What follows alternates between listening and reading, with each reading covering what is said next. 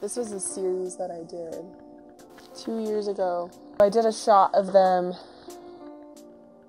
before they got ready, and I did a shot of them after they got ready for the day. And then we sat down and we talked about like how they felt and like how people talked to them when they weren't like all done up, and how people talked to them when they were. This is back home in Nebraska. I took pictures of, in black and white, all the buildings that were closed down because like corporate businesses like Walmart and Sapp Brothers moved in. This cafe closed down because Denny's moved in, and corporate places come in, and small towns and all these mom and pop shops closed down. This project was amazing. We lost my grandpa before Christmas last year, and I did this series like a couple months before we lost him. And it was like about them and like what they built on the ranch, and so I had like all these old black and white pictures of like the car he was working on, or the truck he was working on. And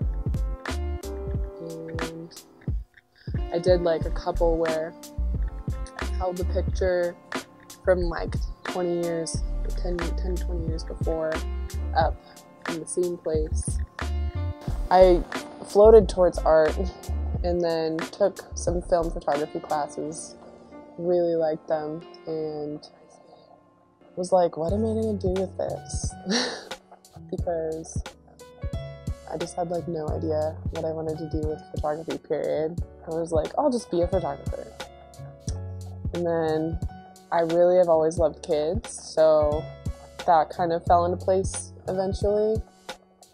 I realized I wanted to teach photography, like that would be amazing. Teaching something that you love to do. And ever since, it's just kind of grown into like more of the passion.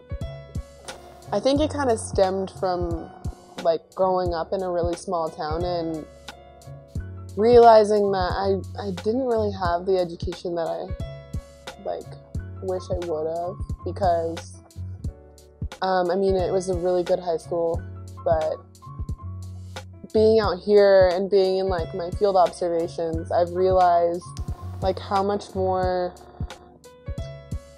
powerful and like important the arts are to like the community here in Denver. And when I realized that I really enjoyed making art, I also realized kind of around the same time that I really loved art as like being impactful on